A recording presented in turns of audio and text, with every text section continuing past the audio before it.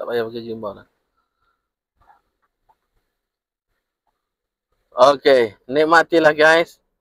Pemandangan dah hujan semula dah guys. Baru tadi puji-puji tak hujan. Hujan semula. Tapi hujan ni kita jangan gaduh lah sebab dia rahmat. Inilah keadaan. Itu gambar Dr. Syam. Dah pudar dah Pondok Dr. Syam dah tinggalkan dah. Okay. Inilah dia. Pulau Kekabu. Ini jambatan dia masuk tadi. Berada tak jauh. Bukan tak jauh, memang dekat dengan Bandar Maram. Orang nak jalan kaki ke, nak berbersikap pun ada. Okay, tu dia nampak ombak tinggi gila. Jadi janganlah mandi kalau ombak macam ni. Sebelah ni sungai. Inilah dia keadaan sekeliling Pulau Kekabu. Itulah pantai. Kenapa dia panggil pulau? Sebab dia besar dengan sungai. Jadi dia bukan nama. Jadi betul dari sudut analogi ni kenapa dia panggil pulau. Sebab sungai ada. Dan dia buat jalan. Dia terpisah dari daratan. Jadi dia adalah Pulau Kekabu. Tapi satu pun pokok kekabu ni tak ada. Tak ada. Kucing ada. Ada putih macam kekabu. Boleh diterima juga lah. Logik juga lah. Okay. Kita akan meninggalkan pantai Pulau Kekabu. Di depan sana adalah Marang Waterfall. Tempat yang cantik juga. Ada juga panjang macam tu.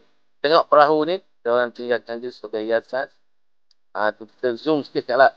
Pulau Kekabu. Nampak tak? Kita nak tipu Selamat datang Pulau Kekabu. Tak ada tipu punya. Dia orang nak tipu juga. Ni sini pun ada kedai-kedai. Tempat makan. Ada macam-macam lah. Cuma seperti yang saya ceritakan dulu. Hari Jumaat ni cuti di Terengganu. Jadi ramai orang cuti dan sebagainya. Termasuklah para peniaga pun mereka pun nak.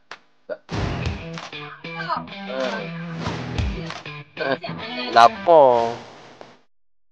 Lapar. So, nak naik jambatan ke nak ke depan? Bangun-bangun. Ada view lagi lah. Pada jalan ni. Jambatan.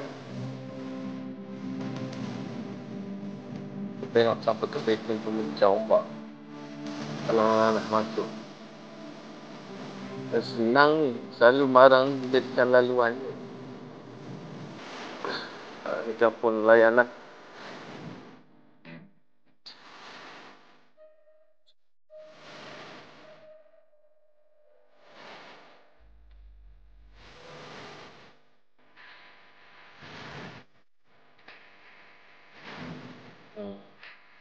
Kita akan pergi sampai benteng pemecah ombak lah. Pemecah ke pemetah?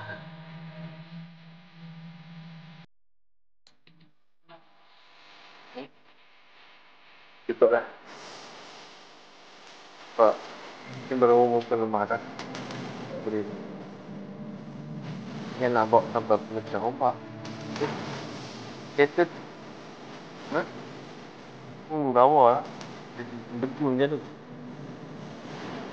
Lawa.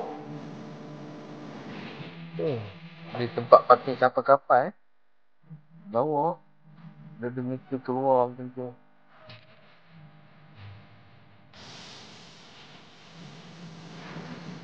Oh.